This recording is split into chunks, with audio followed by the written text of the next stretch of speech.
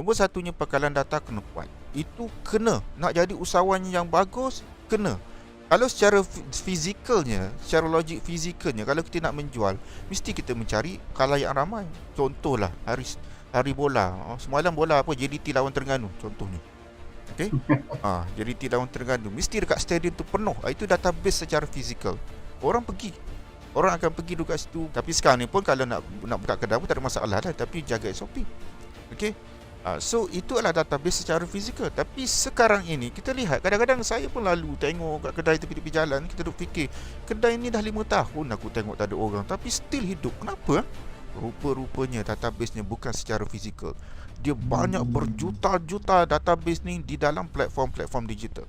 Jadi relax je tengok, tak ada apa. Kita kata, bila lah kedai ni tutup? Macam mana dia bayar sewa? Kita tak tahu. Rupa-rupanya dia dah kumpul database dia, dan dia telah menjual jutaan, ribuan juta. Atau orang yang bermula 5 tahun lepas, masuk pandemik, dia rasa tak ada apa-apa. Pandemik ke, Covid ke, tak Covid ke, dah rasa macam kesewanan digital ini adalah satu endemik, satu perkara biasa. Okey, penggalan data nombor satu. Yang keduanya, saya sebut tadi kandungan digital. Belajarlah. Okey, belajarlah nak buat copywriting yang terbaik. Kadang-kadang copywriting ni pun agak subjektif. Adalah Sifu ni kata copywriting macam ni, Sifu yang lain pula copywriting macam ni. Pokok pangkalnya kita lah Sifu yang sebenar, sebab kita tahu produk kita, servis kita. Saya ada juga coach, kadang-kadang ada orang kata, okay, coach boleh tak tolong buat copywriting tempat saya? Saya sebenarnya bukan tak boleh buat, tapi saya tak tahu. Dari segi product knowledge saya tak tahu, segmentation you macam mana. Satu hal pula saya nak belajar tentang copywriting anda, nak belajar pula tentang produk anda.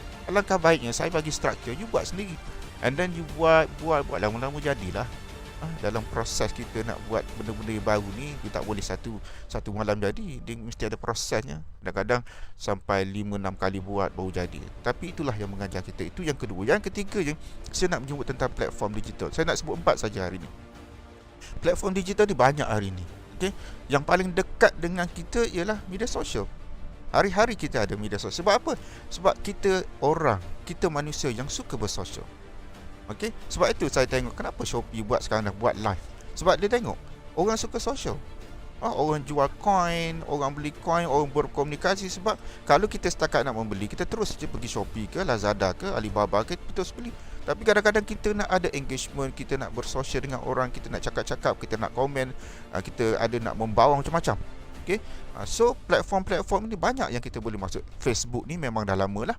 Okey, YouTube pun yang kita buat sekarang ni pun satu benda platform viral digital. Twitter, WeChat, kita juga boleh bangunkan website kita sendiri. Dan yang paling hangat di pasaran ini bukan saya, bukan coach, tetapi ialah pasaran iaitu TikTok. TikTok pun orang dah banyak buat. Saya tak mahir sangat, tapi adalah akaun TikTok tu. Cuma saya nak mendalami, mungkin akan masuk kelas-kelas TikTok bagaimana kita melihat platform ni. Dan kita jangan terlalu negatif. Saya selalu bila bercakap ni, sorry coach, moderator saya banyak cakap sikit, saya nak hambat. Dia kata nak kejam. Kalau Kelantan kata nak hambat. Teruskan. Kau sedap ni. So bila kita TikTok ni, banyak benda. TikTok dulu saya dulu pun saya tak suka TikTok.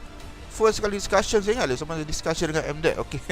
Antara orang kata orang yang against TikTok ni saya lah. Rupa-rupanya saya sekarang dah TikTok, saya punya follower dah 1000 lebih. Tapi buat macam ni ke? Tapi tak semestinya kita nak berjoget apa. Kita adalah kita punya brand. Kita sendiri, kita upkan kita cara sendiri. Tapi tak ada masalah. So TikTok juga merupakan satu platform yang boleh kita guna pakai untuk buat pemasaran, buat jualan dan sebagainya. Jadi janganlah kita terlalu sempitkan pemikiran kita. Okay? Yang sempitnya adalah kita. Kalau kita nak katakan sesuatu benda itu baik dan buruknya, bukan terletak pada sesuatu benda itu, dia terletak pada kita nak guna. In fact, kalau masjid sekalipun, kita pergi masjid untuk mengumpat orang, mengata orang benda baik, masjid tempat baik, tetap salah kalau kita buat benda salah. Itu yang ketiga, platform digital. Dan yang keempatnya, yang keempat yang saya nak ialah cuba masukkan, kalau kita nak menjadi seorang usahawan digital yang berjaya, kita cuba tingkatkan kita punya traffic turnover yang tinggi di dalam platform kita. Tak bagus, tak ada ertinya kalau kita ada friend tu 5,000 Facebook contoh, tapi tak ada traffic, tak ada masuk, tak ada engagement, tak ada turnover keluar masuk, duduk situ lah. Dia jadi dah liability kat situ. So kita mesti ada keluar masuk dalam platform kita, mesti ada engagement yang tinggi, traffic yang tinggi.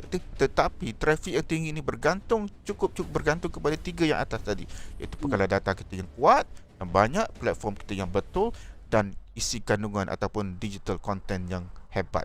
So bila dah ada tiga ini dicantum, sudah tentu traffic turnover kita juga akan tinggi.